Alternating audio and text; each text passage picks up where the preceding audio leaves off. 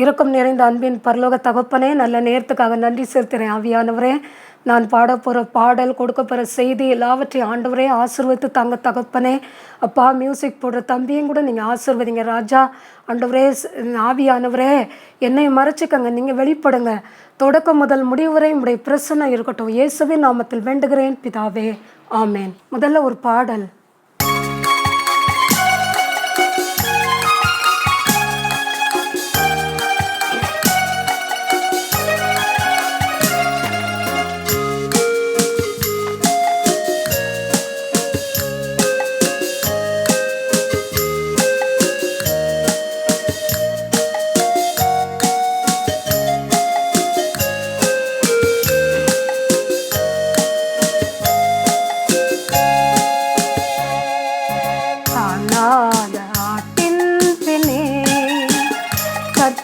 கண்ணீருடன் அலைந்தார், அன்போடு உன்னை அழைக்கின்றாரே, இன்றே திரும்பே நீ வா.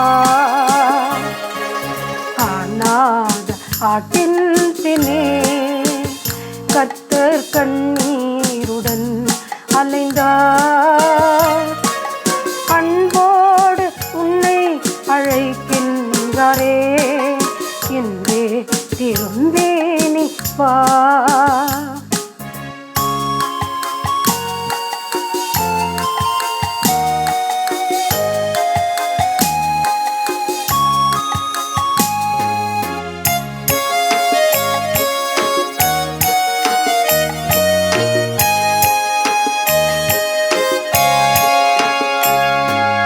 முள்ளோம் புதரும் ஆடும் மாலையும் உள்ளோம் உடைந்தேசும் தேடுகின்றார்.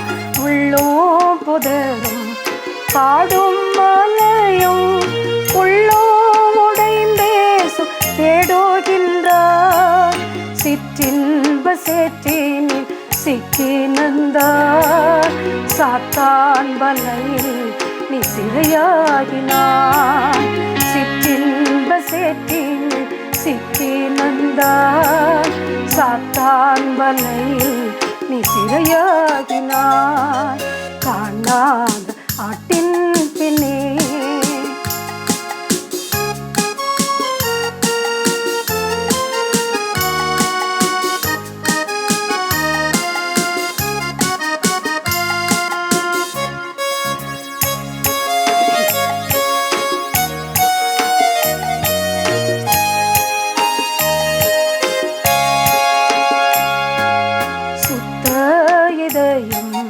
வேண்டாம் என்றெண்ணி கர்த்தரின் அன்பை நீ சந்தேகித்தார். சுத்த இதயம் வேண்டாம் என்றெண்ணி கர்த்தரின் அன்பை நீ சந்தேகித்தார். யோனாவை போல நீ போனாய் அல்லவோ, இயேசு பரன்பாய் நிறுத்தாயல்லோ. யோனாவை போல நீ போனாயல்லவோ, இயேசு பரன்பாய் நிறுத்தாயல்லோ. காணாத ஆட்டின் பின்னே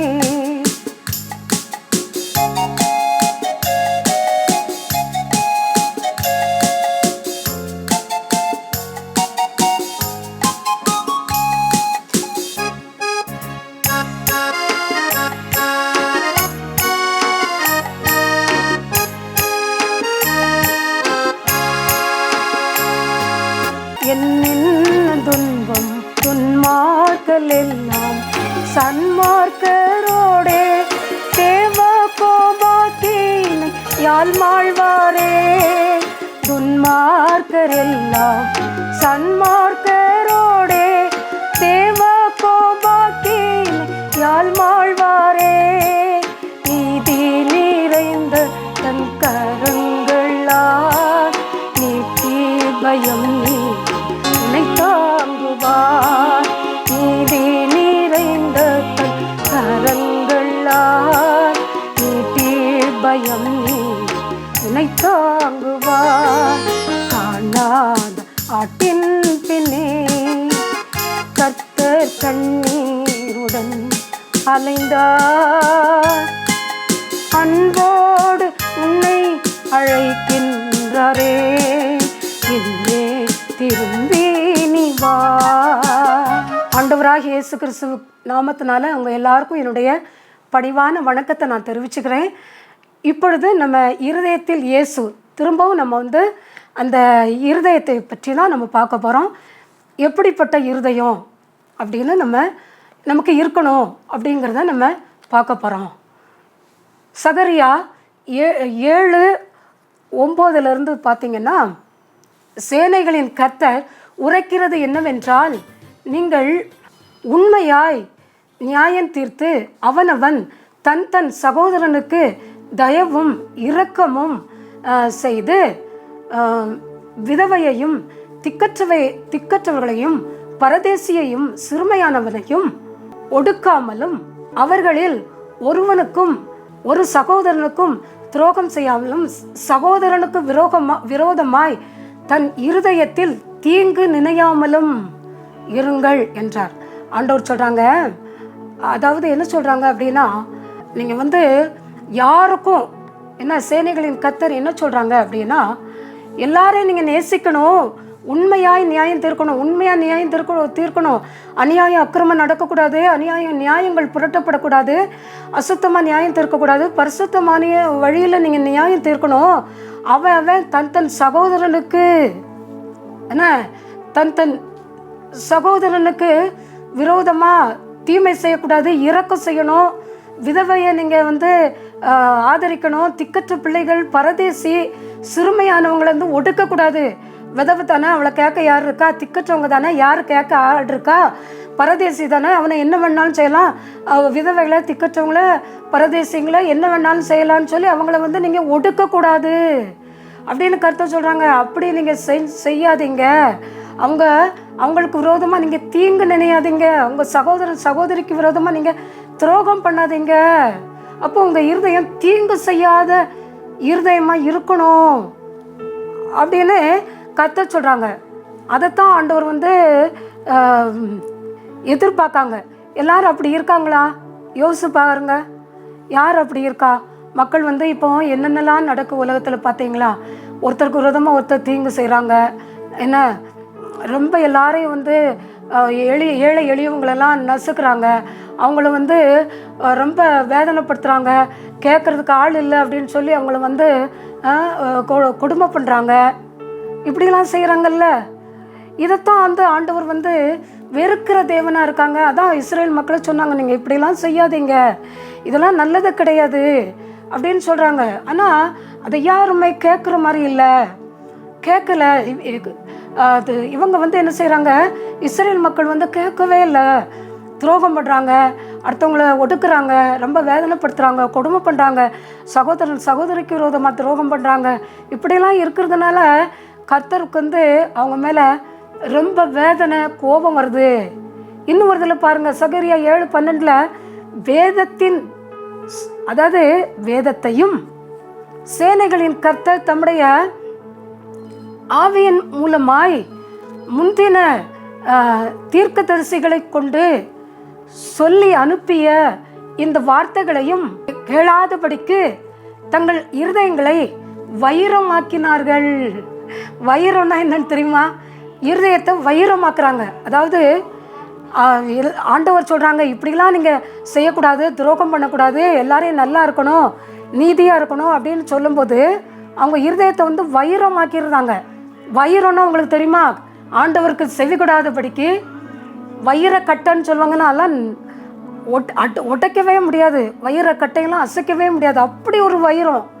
அப்போ அவங்க இருதயம் முரட்டாட்டமாக இருக்குது, கடினப்பட்டிருக்காங்க, என்ன வைரமாக்கி வச்சு விடுறாங்க. அதனால கர்த்தருக்கு கடும் கோபம் அவங்கள சங்கரிக்கணும்னு நினைக்காங்க. கர்த்தருக்கு கடும் கோபம் வருது அவங்க மேலே. கர்த்தர் அவர்கள் மேல் கடும் கோபமானார் அப்படின்னு சொல்லப்பட்டிருக்கு. அப்போ அப்படி இருதயத்தில் வைரமாக்குனாங்கன்னா முரட்டாட்டம் பண்ணுறாங்க, கடினப்படுறாங்க, கர்த்தருடைய வார்த்தைக்கு செவி கொடுக்கலை. அதனால் கர்த்தர் அவங்க மேலே கடும் கோபம் வச்சு அவங்களுக்கு நாசத்தின் மேலே நாசம் வர வச்சு அழிவுக்கு மேலே அழிவு வர வச்சு அவங்கள வந்து எல்லாரையும் நிறைய பேரை அழிச்சு போட்டுறாங்க. புரியுதா? நம்ம அப்படி இருக்கக்கூடாது பிரியமானவங்களே. நமக்கு இருதயத்தை முரட்டாட்டம் பண்ணக்கூடாது, கடினம் உள்ளவங்களாக இருக்கக்கூடாது, ஆண்டவருக்கு பிரியமாக நடக்கணும், தேவனை வந்து நம்ம அது அலட்சியம் பண்ணக்கூடாது. அப்படி இருக்கும்போது தான் கர்த்தர் வந்து நம்மளை ஆசீர்வதிக்க முடியும். நம்ம இருதயத்தில் கர்த்தர் வர முடியும், இயேசு வர முடியும். சங்கீதம் 13:1 கர்த்தாவே எது வரைக்கும் என்னை மறந்திருப்பீர், என எது வரைக்கும் உடைய முகத்தை எனக்கு மறைப்பீர், என் இருதயத்திலே சஞ்சலத்தை நித்தம் நித்தம் வைக்கிறேன் அப்படின்னு சொல்கிறாங்க என்று ஆலோசனை பண்ணி கொண்டு. அதாவது என்னென்னா, இந்த தாவீது ராஜா என்ன சொல்கிறான்னா, எவ்வளோ நாளைக்கு நீங்கள் எப்படி வைப்பீங்கப்பா, ஐயோ என் இருதயம் ரொம்ப சஞ்சலமாக இருக்கேப்பா, எது வரைக்கும் நீங்கள் என்னை மறந்துருப்பீங்க, ஐயோ என் கூட பேச மாட்டீங்களா அப்படிங்கிற மாதிரி தாவீது ராஜா வந்து சொல்கிறாங்க. என்ன, ஒருவேளை நமக்கு கர்த்தர் வந்து நம்மளை மறந்த மாதிரி இருக்கலாம், ஆனால் ஆண்டவர் வந்து நம்மளை மறக்க மாட்டாங்க. நம்ம தான் என்ன செய்யணும், கர்த்தருக்கு நம்ம செவி கொடுக்கணும். புரியுதா? கர்த்தருக்கு நம்ம செவி கொடுத்து என்ன செய்யணும், அவருக்கு பிரியமுள்ள வழியில் நடக்கும்போது அவங்க வந்து நமக்கு செவி கொடுத்து நம்மளை அவங்க மாற்றுகிற தேவனாக இருக்காங்க. சங்கீதம் 14:1 தேவன் இல்லை என்று மதிக்கட்டவன் இருதயத்தில் சொல்கிறான். மதிக்கட்டவன் நல்லவன் இல்லை, அறிவு இல்லாதவன் தான், மூடன் தான், ஆண்டவர் இல்லைன்னு சொல்கிறான். அப்போ தேவனை தேடுகிற உணர்வுள்ள உண்டோ என்று பார்க்க அவங்க கர்த்தர் பரலோகத்திலேருந்து கண்ணோக்கினான். நன்மை சிறகும் ஒருத்தனும் இல்லை. அதனால் எல்லாரையும் ஆண்டவர் வந்து அழிவுக்கு நேராக கொண்டு வராங்க. தேவன் இல்லை அப்படின்னு மதிக்கட்டவன் இருதயத்தில் சொல்லிக்கிறான். அப்போது அன்னைக்கு மதிக்கட்டவன் பேசினான்ல ஒரு இடத்துல, கர்த்தர் என்ன சொன்னாங்க, மதிக்கேடனே இன்னைக்கு ராத்திரியே உன் ஆத்மா உன்னை விட்டு எடுத்துக்கொள்ளப்பட்டா நீ எங்கே போவ அப்படின்னு கேட்டாங்களா ஏசப்பா? மதிக்கேடன் என்ன செஞ்சான், நான் பெரிய என் பொருள் என் தானியத்தெல்லாம் சேர்த்து வைக்கிறதுக்கு நான் வந்து நல்லா பெரிய களஞ்சியம் கட்டுவேன், அதில் சேர்த்து வைப்பேன், ஆத்மாவே நீ சந்தோஷமா இருன்னு சொல்லி அவன் இருதயத்தில் மூடத்தனமாக யோசிச்சான். ஆண்டவர் சொன்னாங்க, இயேசு சொன்னாங்க, மதிக்கேடனே இன்னைக்கு ராத்திரியே உன் ஆத்மா உன்னை விட்டு எடுத்துக்கொள்ளப்பட்டா நீ எங்கே போவ அப்படின்னு கேட்டாங்க. பிரியமானவர்களே, நம்மளும் ஒருவேளை இந்த உலகத்தில் மதிகட்டத்தனமாக வாழ்ந்துட்டுருக்கோமா? ஆண்டவர் இல்லை, என்னை பார்க்கறதுக்கு யாரும் இல்லை, ஆண்டவர் நன்மை செய்ய மாட்டாங்க, தீமை செய்ய மாட்டாங்க, அவங்க ஒரு நாள் என்னை கைவிட மாட்டாங்க அப்படின்னு சொல்லி மதிகட்டத்தனமாக நம்ம நடந்துட்டுருக்கோமா? இதையெல்லாம் கர்த்தர் பார்க்கிற தேவனாக இருக்காங்க. ஒரு நாள் அவங்க வந்து இதை பார்த்துக்கிட்டே சும்மா இருக்கிற தேவன் அல்ல. இப்படி மதிகட்டத்தனமாக நடந்தா கண்டிப்பாக கர்த்தர் நமக்கு பதிலடி கொடுக்கிற தேவனாக இருக்காங்க, அடி கொடுக்கிற தேவனாக இருக்காங்க. ஒரு நாள் அவங்க வந்து நம்மளை ஆண்டவரே விட்டு வைக்க மாட்டாங்க. ஆண்டவர் புரிஞ்சுக்கங்க, மதிக்கட்டத்தனமாக நம்ம இருக்கக்கூடாது. மதிக்கட்டவன் இருதயத்தில் சொல்லி கொடுறோம். அப்போ மதிக்கட்ட இருதயம் அப்படி இருக்கக்கூடாது. அதான் ஆண்டவர் மதிக்கேடனே அப்படின்னு கூப்பிட்டாங்க. லூக்கா அது 11:20 இருக்குது.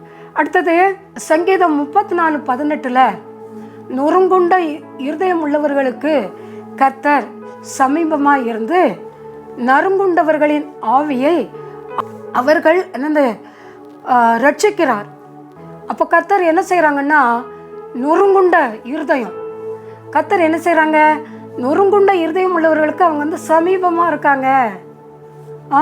அப்புறம் நறுங்குண்ட ஆவியை அவர்களை ரட்சிக்கிறார். அப்போது அவங்க வந்து நம்ம நொறுங்குண்ட இருதயம்னா இருதயம் உடைக்கப்பட்டு நம்ம நெருக்கத்தோட கண்ணீரோட கவலையோட ஆண்டவரே என்ன செய்யப்பா, அந்த பிரச்சனையிலேருந்து நாங்கள் என்ன செய்ய, எங்களுக்கு ஏதாவது ஒரு முடிவு கொட்டு சொல்லுங்க அப்படின்னு சொல்லி ஆண்டவர்கிட்ட நம்ம கேட்டோம்னா அவங்க என்ன செய்கிறாங்க தெரியுமா, நொறுங்குண்ட இருதயம் உள்ளவர்களுக்கு தான் அவங்க வந்து சமீபமாக இருக்காங்க. சமீபமாக இருந்து அவங்கள ரட்சிக்காங்க. அவங்களுக்கு நல்ல பரிசுத்தமுள்ள ஆவியை அருளி அவங்களுக்கு என்ன செய்கிறாங்கன்னா, நல்ல அவர்களை பரிசுத்தமாக வைத்து அவர்களுடைய எல்லா கண்ணீருக்கும் அவங்க வந்து பதில் கொடுக்குற தேவனாக இருக்காங்க. நொறுங்குண்ட இருதயம் உள்ளவர்களை கர்த்தர் புறக்கணிக்க மாட்டாங்க. இப்போ மனுஷங்க வந்து நம்ம இருதயம் உடைச்சி நீங்கள் வந்து ரொம்ப ஒரு வேதனை, ஒரு கவலை, கண்ணீர், பிரச்சனையில் இருந்தீங்கன்னா உங்ககிட்ட எந்த மனுஷனும் வரமாட்டான், உன்னை விட்டு ஓடிடுவாங்க. ஏன்னா அவங்க பிரச்சனைக்கு நீங்கள் தீர்வு காணணும் எதுவும் சொல்லிடுவீங்கன்ட்டு, அவங்களுக்கு உதவிக்கு அழிச்சிருவீங்கன்ட்டு ஓடிடுவாங்க. ஆனால் கர்த்தர் அப்படிப்பட்ட தேவன் அல்ல. நீங்கள் நொறுங்குண்ட இருதயத்தோடு பார்க்கும்போது உங்களை ஒரு நாளும் கர்த்தர் என்ன செய்ய மாட்டாங்க, கைவிடுகிற தேவன் அல்ல. அவங்க ஒரு நாளும் உங்களை கைவிட மாட்டாங்க. புரியுதா? அவர் வந்து கர்த்தர் நம்மளை கைவிடாமல் கண்மணி போல பாதுகாக்கிற தேவன். பாகம் 17:17 சொல்லியிருக்கு, அவன் இருதயம் பின்வாங்கி போகாதபடி அவன் அநேக ஸ்திரீகளை படைக்க வேண்டாம். அவன் இருதயம் பின்வாங்கி போகுது. எப்போ பின்வாங்கி போவோம்? வந்து இஸ்ரேல் மக்கள் வேசித்தனம் வச்சாராம், அருவருப்பான காரியங்கள், அடுத்த ஸ்திரீகளோட அருவருப்பான காரியங்கள் செய்யும்போது பின்வாங்கி போகுது. அப்போ இருதயம் பின்வாங்கி போகும்போது தான் அப்படிலாம் ஒரு அருவருப்பான காரியங்களில் விழுந்து அவங்கள அடிச்சுக்கிறாங்க. அப்படி தான் இஸ்ரேல் மக்கள் அடிச்சுக்கிட்டாங்க. அப்படி தான் இப்போ நமக்கும் ஒருவேளை இந்த உலகத்தில் வாழக்கூடிய நாமும் ஆண்டவருக்குள்ளே இருந்துட்டு நம்ம பின்வாங்கி போகணுன்னா, பின்வாங்கி போய் பாவத்தில் விழுந்து தாறுமாறான பாவம், ரகசிய பாவம், தண்ணீரை போல பாவத்தை பருகி இப்படி இருந்து தேவனுக்கு பிரியமில்லாத ஆண்டவரை தாறுமாறான காரியங்களை செஞ்சு நம்மளையே கெடுத்துக்கிட்டோன்னு சொன்னால் நம்முடைய முன் நிலைமையை விட பின் நிலைமை மோசமாக இருக்கும். பார்த்துக்கோங்க. கர்த்தர் சும்மா விட மாட்டாங்கம்மா. அவர் சும்மா விடுகிற தேவனா நம்ம? அவர் ஒரு நாள் அவர் வந்து நம்மளை கைவிட மாட்டாங்க. ஆனால் பின்வாங்கி போனீங்கன்னா கைவிட்டுருவாங்க. அதனால் என்ன செய்யணும்? பின்வாங்கி போகக்கூடாது. அடுத்தது, பின்வாங்கி போனவங்க நல்லா இருந்த சரித்திரமே இல்லை. ஊழியக்காரங்க கூட சிலர் பின்வாங்கி போய் அழிஞ்சு போயிருக்காங்க. ஏன்னா பிசாசு அப்படி வஞ்சித்து எல்லாரும் இழுத்துட்டு போகுது. பிரியமானவங்களே, இப்படி நம்ம இருக்கக்கூடாது. நம்ம இருதயம் நல்ல இருதயமாக இருக்கணும். எசேக்கியேல் 2:4 அவர்கள் கடின முகமாயும் மகா கடின முகமாயும் முரட்டாட்ட இருதயம் உள்ளவர்களாயும் இருக்கிற புத்திரர் அப்படி இருக்காங்க. அவர்களுக்குள்ளே கர்த்தராகிய நான் உன்னை அனுப்புகிறேன், கர்த்தராகிய ஆண்டவர் இன்னதின்படி உரைக்கிறார் என்று அவர்களுக்கு நீ சொல்லு என்றார். நிறைய மக்கள் என்ன செய்யறாங்கன்னா, கடின முகம், என்ன செஞ்சாலும் அவங்களுக்கு வந்து அந்த முகம் அப்படி கடினப்படுறோம். கல் நெஞ்சும்பாங்களா? கல் நெஞ்சுன்னா கல் நெஞ்சு கூட கரையாத சிலருக்கு ரொம்ப கல் நெஞ்சா இருக்காள. இப்போ ஒரு இடத்துல ஒரு பெரிய ஏதாவது ஒரு காரியம் நடக்கு, யாராவது ஒருத்தர் வந்து ஒருத்தரை அடிக்காங்க, கொலை பண்ணுறாங்க, ஆக்சிடெண்ட்டில் கிடக்காங்கன்னு வைங்க. அவங்கள நீங்கள் பார்க்காம உன் மனசை கல்லாக்கிக்கிட்டு இருந்தேன்னா அதான் கல் நெஞ்சு, அதான் கல்லான இருதயம். இப்படிதான் அவங்கள போய் விசாரித்து என்ன வேணும், தண்ணி வேணுமா, ஏன் நீ இப்படி நிற்க, ஏன் அவனை இப்படி கொலை பண்ண போகிற, எதுக்கு இப்படி நிற்க, ஏன் இந்த பாவத்தில் விழுற அப்படின்னு அவங்கள தட்டி கேட்கணும். அது அப்படி இல்லை, உன் சௌரியப்படி இருந்தோன்னா இதுதான் கல் நெஞ்சு. யாராவது தண்ணி இல்லாமல் விழுந்து கிடந்தாங்க அப்படின்னா அவங்கள வந்து தட்டி கேட்கணும். புரியுதா? ஒரு கணவன் மனைவி இருந்தாங்க. அவங்க வந்து இருக்கும்போது 2 பேருக்கும் தகராறு வந்துட்டு, அப்போது அவன் சொல்கிறான் மனைவியை பார்த்து, நீ இப்படி இருந்தவ தானே, நீ விபச்சாரம் பண்ணலாம், நீ வந்து அப்படிலாம் இருந்தல்ல அப்படி இப்படின்னு பொய் சொல்கிறான். பொய்யான வார்த்தை. அவள் சொல்கிறா, இல்லை நீ அப்படி சொல்லாதீங்க, நான் அப்படி இல்லை, நான் அப்படியே கிடையாது அப்படின்னு சொல்லும்போது, நீங்கள் இப்படி சொன்னீங்கன்னா நான் என்னையவே நான் அழிச்சுக்குவேன் அப்படின்னு சொல்கிறான். ஆனாலும் அவன் கேட்க மாட்டேக்கான், கல் நெஞ்சத்தோடு அப்படியே சொல்கிறான். ஆனால் அவள் என்ன செய்கிறான், பெட்ரோலை ஊற்றி தீயை கொளுத்தி அவள் மறிச்சு போகிறா. பிரியமானவர்களே, இப்படி இருந்தா இதான் கல் நெஞ்சு, பார்த்துக்கிட்டு பார்க்காம இருக்குது. அப்போ அதை வந்து ஆண்டவர் விரும்புவாங்களா? நீ கடின முகமாக இருக்கிறத கர்த்தர் விரும்புவாங்களா? நீ முரட்டாட்ட இருதயம் உள்ளவளா இருந்தனா ஆண்டவர் நமக்கு விரும்புவாங்களா? அதான் ஆண்டவர் சொல்கிறாங்க, நீ இப்படி இருந்தனா உன்னை நான் சும்மா விட மாட்டேன்னு கர்த்தர் சொல்கிறாங்க. அதான் உனக்கு நாசத்துக்கு மேலே நாசம் வரும், ஒரு நாள் உன்னை நான் சும்மா விட மாட்டேன்னு ஆண்டவர் சொல்கிறாங்க. அப்போ நமக்கு கடின முகம் இருக்கக்கூடாது, கடின இருதயம், முரட்டாட்ட இருதயம் இருக்கக்கூடாது, கல்லான இருதயம் இருக்கக்கூடாது. ஏன்னா ஏதாவது எதையும் பார்க்காம நீங்கள் இருக்கக்கூடாது. ஒரு கல் நெஞ்சு, கல்லான இருதயம் படைச்சேன் ஒருத்தன், ஒரு தவப்பேன். அவன் வந்து என்ன செஞ்சான் தெரியுமா? அதாவது அப்பாவை வந்து மூத்த மகன் கல்யாணத்துக்கு அவங்க அம்மாவும் மகனும் அழைக்கலன்னு சொல்லி அவனை வந்து என்ன செஞ்சிட்டான், திடீர்னு உள்ள வந்து அந்த மனைவியும் அந்த இளைய மகனையும் அப்படியே கீழே தள்ளி வெட்டி போட்டுட்டான், மறிச்சு போயிட்டாங்க. இப்படி கல் நெஞ்சு இப்படிலாம் இருந்தால் ஆண்டவர் அவங்கள சும்மா விட மாட்டாங்க. இது ரொம்ப கொடூரமான பாவம், இதெல்லாம் வேண்டாம், இதெல்லாம் விட்டுருவோம். தெரியுதா? 1 சாமுவேல் 16:7 கர்த்தர் சாமுவேலை நோக்கி, நீ அவனுடைய முகத்தையும் அவனுடைய சரீர வளர்ச்சியையும் நீ பார்க்குற, நான் இவனை புறக்கணித்த இவன் கிடையாது, மனுஷன் பார்க்கிற விதமா நான் பார்க்க மாட்டேன். மனுஷன் முகத்தை பார்க்கிறான், கர்த்தரோ இருதயத்தை பார்க்கிறார் அப்படின்னு சொல்றாங்க. அதாவது யாரு இந்த இஸ்ரேலுக்கு ராஜாவா வரணும் அப்படின்னு யோசிக்காங்க. அப்படி யோசிக்கும் போது தாவீதா யாரான்னு கூப்பிடும்போது அவன் மற்றவங்களெல்லாம் பார்க்கான். மற்றவங்க பார்க்கறதுக்கு அழகா இருக்காங்க. அவனையான்னு பார்க்கும்போது கர்த்தர் சொல்றாங்க, நீ முகத்தை பார்க்க, நான் அப்படி பார்க்கல. நான் மனுஷன் பார்க்குற விதமாக நான் பார்க்க மாட்டேன். இப்படிதான் நான் இருதயத்தை நான் பார்க்க அப்படின்னு சொல்லிட்டு அந்த தாவீது ராஜாவை கூட்டிகிட்டு வந்து அவனை அபிஷேகம் பண்ணுறாங்க. அவன் ஆடு மேய்க்கிறவன் தான் என்ன, ஆனால் ஆண்டவர் அவனை தான் என்ன செய்கிறாங்க, ராஜாவமா ஆக்குறாங்க. மனுஷங்க ஒருவேளை இந்த உலகத்தில் வாழ்கிறவங்க அப்படித்தான் எடை போடுவாங்க. ரொம்ப அழகு, அந்தஸ்து, என்ன சரீரம், நல்ல கலரு, இதை பார்த்து தான் ஒரு இடத்துக்கு தேர்ந்தெடுப்பாங்க. உள்ளத்தில் உள்ள அழகை பார்க்க மாட்டாங்க. உள்ளத்தில் சிலர் நல்ல அறிவாக இருப்பாங்க, நல்ல நல்ல ஒரு கெட்டிக்காரங்களும் இருப்பாங்க, அதை பார்க்க மாட்டாங்க. சும்மா இந்த அழகு கலர் இருக்காங்கல்ல, நல்ல கலராக இருக்காங்கன்னு அவங்கள தான் பார்த்து தேர்ந்தெடுப்பாங்க. அதே மாதிரி பாருங்கள், மனைவியை தேர்ந்தெடுக்காங்கல்ல கணவன்மார்கள், அவங்களும் அப்படி தான் பெரிய அழகின்னு நினச்சிட்டு எடுப்பாங்க. கடைசியில் அவள் கல்யாணம் பண்ணி 2ஆவது நாளே புருஷனை விட்டுட்டு ஓடிடுவான். பெரிய கோவக்காரியாக இருப்பா, அடிதடி சண்டை நடக்கும். இப்படி தான் நடக்கு. அதான் ஆண்டவர் சொல்கிறாங்க, நீங்கள் முகத்தை பார்க்காத இருதயத்தை பாருன்னு சொல்கிறாங்க. கர்த்தர் நம்முடைய இருதயத்தை உள்ளந்தரியங்களை ஆராய்ந்து அறிந்திருக்கிற தேவன், இருதயத்தை அறிந்திருக்கிற தேவன். அதான் எரேமியால 9:17 17:9 நினைக்கிறேன், மனுஷனுடைய இருதயம் திருக்குள்ளதும் கேடுள்ளதுமா இருக்குன்னு சொல்கிறாங்க ஆண்டவர். யாத்திராகமம் 14:4 என்ன சொல்ல, பார்வோன் அவர்களை பின்தொடர்ந்து தொடராதபடிக்கு, அவர்களை பின்தொடர் நான் அவன் இருதயத்தை கடினப்படுத்துவேன், நானே கர்த்தர் என்று எகிப்தியர் அறியும்படிக்கு பார்வோனாலும் அவனுடைய எல்லா இராணுவத்தினாலும் மகிமைப்படுவேன் அப்படின்னு சொல்றாங்க. முதல்ல பார்வோன் நிறைய அவன் இருதயம் கடினப்பட்டு போச்சு. அதுக்கப்புறம் தலைப்பிள்ளை சங்காரத்தை கொடுத்தாங்க ஆண்டவர். அதனால தான் இந்த இஸ்ரேல் மக்களை அனுப்பிச்சி வச்சாங்க. பார்வோன் அனுப்பிச்சி வச்சான். அதுக்கடுத்து அவன் மனசு அவனை கேட்கல. திரும்பவும் கர்த்தர் என்ன செய்கிறாங்கன்னா, அவன் இருதயத்தை கடினப்படுத்துகிறாங்க. திரும்பவும் பின்தொடர்ந்து போ, ஏன்னா இதனால கர்த்தருடைய நாமம் மகிமைப்படுறதுக்காக. அப்போது பார்வோன் அவனை பின்தொடர்ந்து போகிறான் அந்த இஸ்ரேல் மக்களை.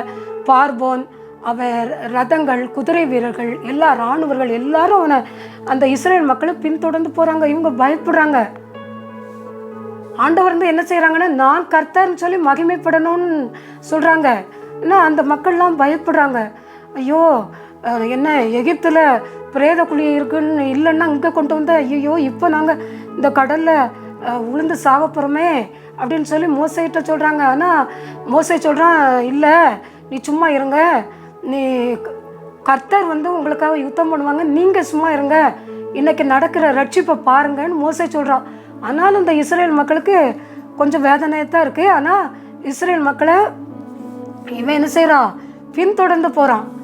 எகிப்தியர் அதற்கு எதிராக ஓடும்போது அதில் இந்த இதில் என்னென்னா யாத்திராகம் 14:27 அதற்கு விரோதமாய் ஓடும்போது கர்த்தர் அதன் நடுவே அவர்களை கவிழ்த்து போட்டார். கர்த்தர் அவங்கள கவிழ்த்து போட்டுட்டாங்க. ஏன்னா இவங்க என்ன செய்கிறாங்க அப்படின்னா, எல்லாரும் எப்படியாவது இந்த இஸ்ரேல் மக்களை எல்லாரும் கொன்றணும் அப்படின்னு இஸ்ரேல் மக்கள் கடல் 2ஆக பிளந்துட்டு சிவந்த சமுத்திரத்தை பிளந்து அதன் மத்தியில் நடந்து போகிறாங்க. இவங்க அவங்கள பின்தொடர்ந்து போகிறாங்க. இந்த எகிப்தியர், குதிரை வீரர்கள், இராணுவ வீரர்கள் எல்லாரும் தொடர்ந்து போகிறாங்க. ஆனால் அந்த இவங்க பின்னிட்டு போயிட்டாங்க. அந்த தூதர்கள் எல்லாரும் பின்னிட்டு போகும்போது இந்த மற்ற எகிப்தியர் இருக்காங்கல்ல, அவங்க திடீர்னு உள்ளே ஓடும்போது என்ன செஞ்சுட்டாங்க, கடலுக்குள்ளே எல்லாத்தையும் கவிழ்த்து போட்டாங்க கர்த்தர். அப்போது அந்த எகிப்தியருடைய இராணுவ வீரர்கள், யுத்த வீரர்கள், குதிரைகள், ரதம் எல்லாம் அடியோடு அழிக்கப்பட்டுட்டு, இதனால கர்த்தருடைய நாமம் மகிமைப்படுச்சு. அதுக்கப்புறம் இஸ்ரேல் மக்கள் ரொம்ப ஆண்டவரை விசுவாசித்தாங்க. ஏன்னா அவங்க செத்து போயிட்டாங்கல்ல. இஸ்ரேல் மக்கள் சிவந்த சமுத்திரத்தின் நடுவில் வெட்டாந்தரையில் நடந்து போனாங்க. ஆனால் எகிப்தியர் இவங்களை பின்தொடர்ந்து எப்படியாவது அழிச்சிடணும் இஸ்ரேல் மக்கள்னு வந்தாங்க. ஆனால் எகிப்தியரை கர்த்தர் வந்து இந்த சமுத்திரத்துக்குள்ளே கவிழ்த்து போட்டார். அது மாதிரி நம்மளும் கவலைப்படக்கூடாது பிரியமானவங்களே. என்ன எவ்வளோ பெரிய அற்புதம் கர்த்தர் செஞ்சுருக்காங்க பார்த்தீங்களா? நீங்கள் நினைக்கலாம், ஐயோ பெரிய செங்கடல் போல பெரிய பிரச்சனை வருதே, இதுலேருந்து யார் என்னை விடுவிப்பான்னு நீங்கள் கவலைப்படாதீங்க. கர்த்தர் ஒரே செகண்டில் அந்த செங்கடலெல்லாம் தூர கவிழ்த்து போடக்கூடிய, செங்கடல் போன்ற பிரச்சனைகளை கவிழ்த்து போடுகிற தேவனாக இருக்காங்க. எந்த பிரச்சனைனாலும் நீங்கள் என்ன செய்யக்கூடாது, கவலைப்படக்கூடாது, வருத்தப்படக்கூடாது. ஆண்டவர்கிட்ட ஒப்படைங்க, அவர் நம்மளை ஆசீர்வதிப்பார். என்ன அவங்க நமக்கு நித்திய ஜீவனை தருவாங்க. நம்ம இருதயம் சதையான இருதயமும் மாறணும், கல்லான இருதயமா இருக்கக்கூடாது. தேவன் தாமே இந்த வசனத்தை ஆசீர்வதிப்பாராக. ஜெபம். இரக்கம் நிறைந்த அன்பின் பரலோக தகப்பனே, நல்ல நேரத்துக்காக நன்றி செலுத்துகிற ஆவியானவரே. அப்பா, நீங்கள் கொடுத்த நல்ல வசனத்துக்காக, பாட்டுக்காக நன்றி சொல்கிறேன். ஆண்டவரே, நீங்கள் எங்களுக்கு கல்லான இருதயத்தை எடுத்து போட்டு சதையான இருதயத்தை தாங்க. எங்கள் கடினமான முரட்டாட்டமான இருதயத்தை எடுத்து போட்டு ஆண்டவரே நல்ல ஒரு அமைதியான நல்ல ஒரு சுத்தமான இருதயத்தை எங்களுக்கு கொடுங்க. இதை கேட்குற மக்கள் எல்லாரும் மனந்திரும்பட்டும், ரட்சிக்கப்படட்டும். ஆண்டவரே, இந்த வசனத்தை ஏற்றுக்கிடட்டும்ப்பா. இந்த தொலைக்காட்சியை பார்த்து கொண்டிருக்கிற ஒவ்வொரு மக்களையும் பேராக குடும்பமாக ஆசீர்வதிங்க. பார்க்காதவங்களையும் ஆசீர்வதிக்கணும். இன்னும் ஆண்டவரே நிறைய ஆத்துமாக்களை நீங்கள் ஆண்டவரே உங்கள் நித்திய ஜீவனுக்குள்ளே கொண்டு வரணும்ப்பா. ஆண்டவரே, தொலைக்காட்சியை பார்த்துட்டு கொண்டு இருக்கிறவர்கள் என்னென்ன வியாதியோடு இருக்காங்களோ, கைவலி, கழுத்து வலி, மூட்டு வலி, ப்ரெஷர், சுகர், கேன்சர் உட்பட எல்லா வியாதியிலேருந்து விடுதலையை கொடுங்க. ஆண்டவரே, மர்ம காய்ச்சல், மர்ம நோய், இதய நோய், நுரையீரல் சம்பந்தமான நோய் எல்லாவற்றிலும் இந்த விடுதலையை கொடுங்க. எல்லா வாலிப ஆண்களும் பெண்களும் மனம் திருமணம் ரட்சிக்கப்படணும். படித்து வேலை இல்லாத ஒவ்வொரு வாலிப ஆண்களுக்கும் பெண்களுக்கும் தேவன் தாமே வேலையை கொடுங்க. ஆண்டவரே, திருமணம் நடக்காத மக்களுக்கு திருமண காரியங்கள் நடத்தி கொடுங்க. குழந்தையை கொடுங்க. நார்மலான பிரசவத்தை கட்டளையிடுங்க. ஆண்டவரே, ஒவ்வொரு மக்களையும் ஆசீர்வதிங்க. எல்லா குடும்பங்களையும் வேலையிடுங்க. யோபு குடும்பத்தை வேலையடிச்சது போல ஒவ்வொருவரின் குடும்பத்தையும் வேலையிடுங்க. எல்லா குடும்பத்தையும் பாதுகாத்து கொள்ளுங்க. எந்த ஒரு ஆபத்துகளுக்கும் நாசங்களுக்கும் விலக்கி பாதுகாத்து கொள்ளுங்க. ஈரானுக்கும் அந்த அமெரிக்காவுக்கும் ஈரானுக்கும் இஸ்ரேலுக்கும் போர் நிறுத்தப்படட்டும். சண்டை வரக்கூடாது. உலகம் தரக்கூடாது. சமாதானத்தை கொடுங்க. இந்தியா, இலங்கை, இந்தியா, பாகிஸ்தான், நேபாளம், லடாக், கட்டாக், மணிப்பூர் ஆண்டவரே உட்பட உக்ரைன், ரஷ்யா உட்பட எல்லா இடங்களிலும் சமாதானத்தை கொடுங்க. மீதியான நேரம் முழுதையும் பொறுப்படுத்துக்கங்க, வழி நடத்துங்க. ஏசப்பா, இயேசுவின் நாமத்தில் வேண்டுகிறேன் பிதாவே, ஆமென். தேவன் தாமே இந்த வசனத்தை ஆசீர்வதிப்பாராக. ஆண்டவருக்கு மகிமையும் கனமும் வல்லமையும் உண்டாகட்டும். God bless you. என் ஃபோன் நம்பர் 9487549354.